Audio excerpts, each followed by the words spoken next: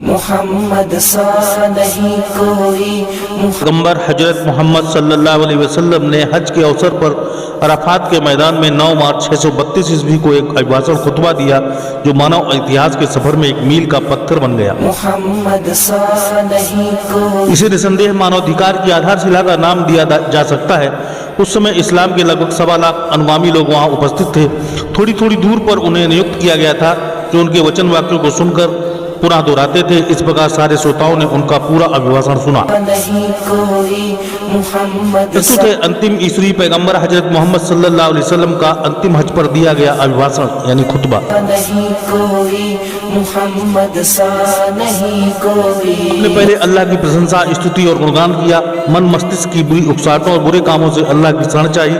इस्लाम के मूलाधार विशिष्ट एकेश्वरवाद की गवाही दी और फरमाया, नहीं कोई मोहम्मद सा। लोगों, अल्लाह के सिवा कोई पूज्य नहीं है, वह एक ही है, कोई उसका साझी नहीं है। अल्लाह ने अपना वचन पूरा किया, उसने अपने बंदे रसूल की सहायता की और अकेला ही अधर्म की सारी शक्ति को पराजित किया। मोहम्मद सा। तो मेरी बात सुनो, मैं नहीं समझता कि अब कभी हम इस तरह एकत्र हो सकेंगे और संभवतः इस वर्ष के बाद मैं हज न कर सकूंगा।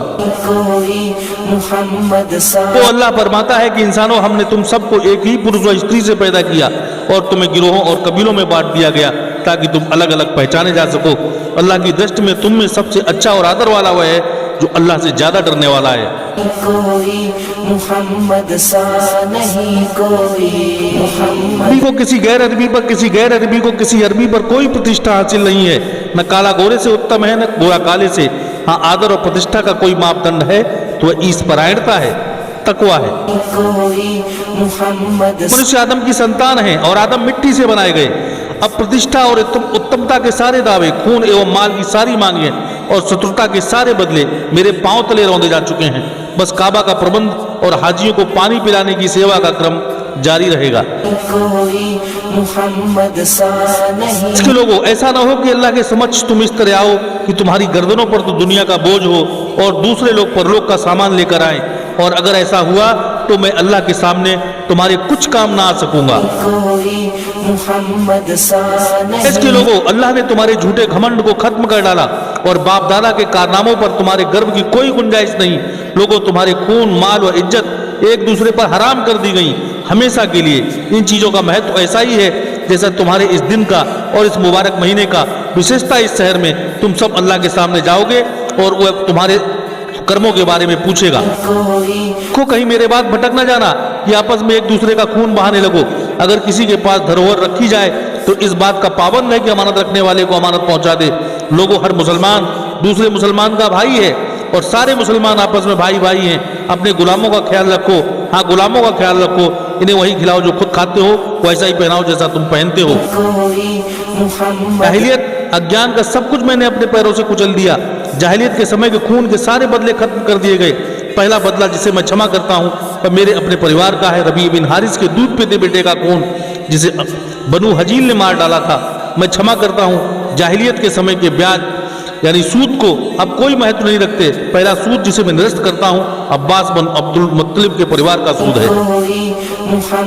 लोगों, अल्लाह ने हर हकदार को उसका हक दे दिया। अब कोई किसी उत्तराधिकारी के हक में वसीयत न करे।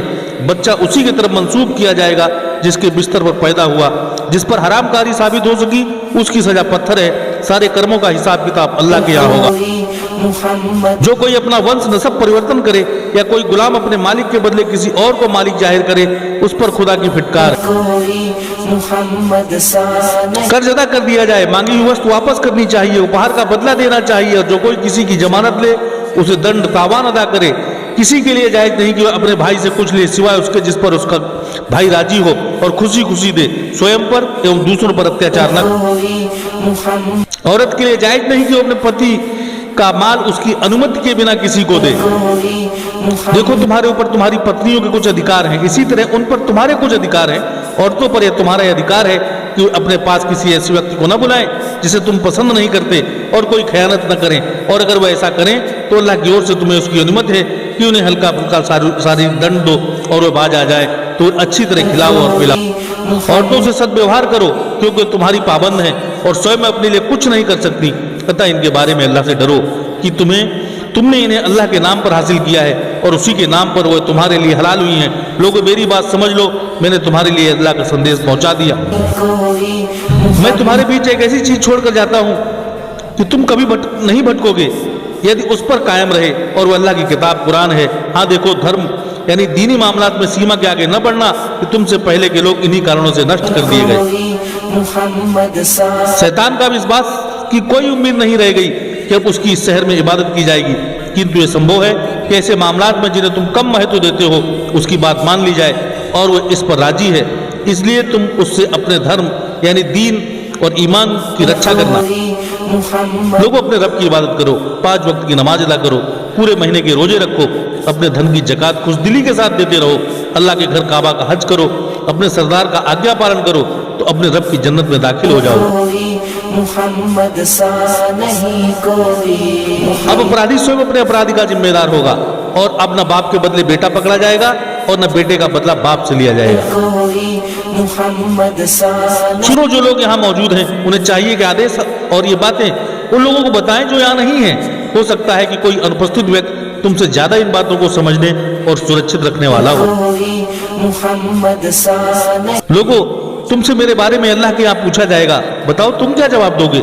लोगों ने जवाब दिया कि हम इस बात की गवाही देंगे कि आप सल्लल्लाहु अलैहि वसल्लम ने अमानत यानी दीन का संदेश पहुंचा दिया और रिसालत का हक अदा कर दिया और हमें सत्य और भलाई का रास्ता दिखा दिया। मुहम्मद सा ये सुनकर मोहम्मद सल्लल्लाहु अलैहि वसल्लम ने अपनी शहादत की उंगली आसमान की ओर उठाई और लोगों की ओर इशारा करते हुए 3 बार फरमाया, ए अल्लाह गवाह रहना, ए अल्लाह गवाह रहना, ए अल्लाह गवाह रहना।